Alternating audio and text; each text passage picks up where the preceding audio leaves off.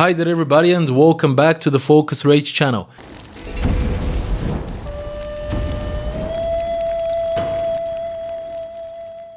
Thank you so much for joining in once again. As you can see in my last videos, I'm testing out new stuff, new styles. So if you like something, or more importantly to me, if you don't like something, oh my God, please make sure to tell me. I would love to improve. There is a topic that I want to cover in this video. Actually, I feel like I need to cover the topic of motivational speakers, their seminars, their lessons, and all of that. Now, if you have watched my other videos on the channel, you know that we focus a lot on communications here. That's why I wanted to see what all the fuss was about with this motivational speaker and how he was talking to his coach, as some might say.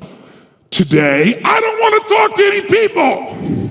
I actually felt quite arrogant and I had a lot of prejudice going into this, so I guess I was the perfect guinea pig to see if his methods or his way of thinking and talking actually works. If he can convince me, he could probably convince anybody. Now, when I say convince, what I mean by that is that convincing me at that point for any motivational speaker would be as difficult as me convincing YouTube's algorithm to promote these videos. So please make sure to subscribe, ring the bell, and get notified whenever I post again. Thank you so much. Now back to the seminar. We had about 300 to 400 people as far as I saw. The majority were above 35 years old, maybe above 40, although we had young people as well. A lot of them coming from different areas of life. Now in the beginning there were a couple of people, sidemen if you want to call them, that were warming up the public and I guess sharing personal stories about success. It was nice but nothing special, and I certainly didn't go on this event to listen to them.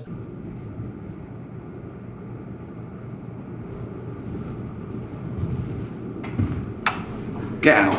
Once that was done, the actual motivational speaker came out, the head of the event you could say, and started his speech with some bombastic music. Get a drum as a toy for Christmas. Was one of the greatest innovators. They know to and right. Now, strangely as it sounds, the story from this point on slowly but surely starts turning upside down. Instead of seeing a cult leader or a failing actor, I actually saw someone that I didn't expect to agree with. He was saying things that I was thinking and doing my whole life actually. He was talking about the individual's mentality, about their perceptions of the inner and the outer world, how those balance out, about different areas of life, how we neglect some, how we boost others, and all sorts of things. How to create balance in our lives in a more strategic way, you could say. How about new, you crazy Dutch bastard? He even used and taught the public some meditation methods that I'm a personal fan of, and those meditation methods are not his. They are thousands of years old that actually work and that are being practiced day in and day out by millions of people worldwide. Inhale, one-legged downward dog with the left leg up. Seeing this speaker try to teach random people from the street how to have a healthy mind and body actually made me feel good about the event. There were moments where he wanted the public to do certain activities like group up, create teams, share about yourself, share about your future goals, even hugging, dancing, and a couple of other things that at certain cases seemed strange to me. Most of them were just fun for me actually because I like to joke around, and I also understood that the goal was to encourage certain behaviors that we don't really follow through every single day. Let's all start clapping.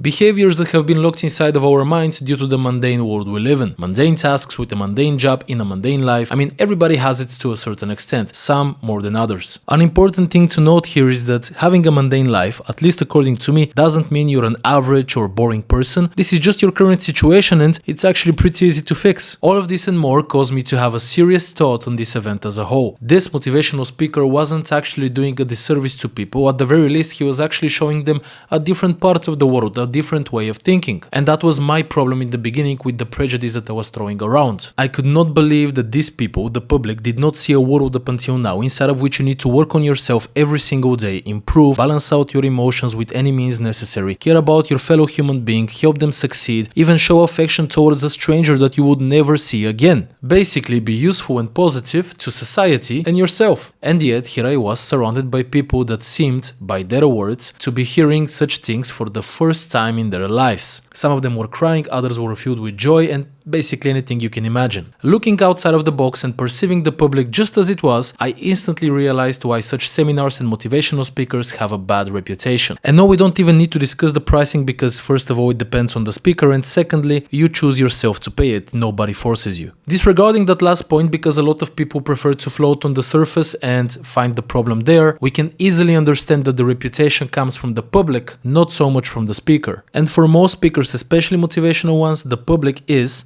us, society. That small group of people, couple of hundred, is a really good reflection of that. We see and automatically assume that regardless of what this person says or does, the public, as a reflection of society, would mostly keep their mundane lives and the majority wouldn't really do anything sufficient to succeed or improve themselves. We know so many people, actually most, that each year, every single month say they're gonna stop smoking, stop drinking, start training more, make a business, succeed in an investment, climb a mountain, do something crazy, and anything else you can think of. We all see how most people simply lie to others and sadly to themselves. And that is what connects our impression to the speaker. That is what creates this illusion that we hate the speaker and that he's doing something bad. The fact that the public is lying to themselves. So, is that truly the fault of the speaker? Does he realize what's going on and exploit the public? Or does he actually try and make a change to improve people's lives? Sorry to disappoint you, but the real answer here is that we don't know. We need to stop believing that we understand what's inside of the other person's head. The answer can be really complicated or really simple. At the end of the day, it's only up to them. Fact is, we don't really need an answer here. We shouldn't even care what's inside of the speaker's head. What we need to ask is, would the world be better without motivational speakers? And if yes, why? If I look at myself and from my own viewpoint, I would love to say that we don't need motivational speakers. However, when I was speaking with the people from the public, old and young, all of those single mothers, people that are trying to succeed in the professional sense of things, young guys that are trying to prove themselves, people that need help from a mental standpoint, anything else similar to that, all that I saw was a small fraction of hope that they could change their lives. Now, if they take the steps to do the necessary sacrifices to become a better, stronger, happier version of yourself, this is all up to them. Now, if they use such an event as a pseudo achievement, as if something has magically resolved itself inside of their life, that mistake is also on them. At the end of the day, we should really, myself including, stop judging so much. Helping people is a really simple process, it's not so complicated, and it definitely doesn't go hand in hand with bitterness. I guess our world still needs motivational speakers, as sad as that sounds. Otherwise, they wouldn't really exist. They wouldn't succeed. People seem to lack role models. The level of admiration I actually have for China.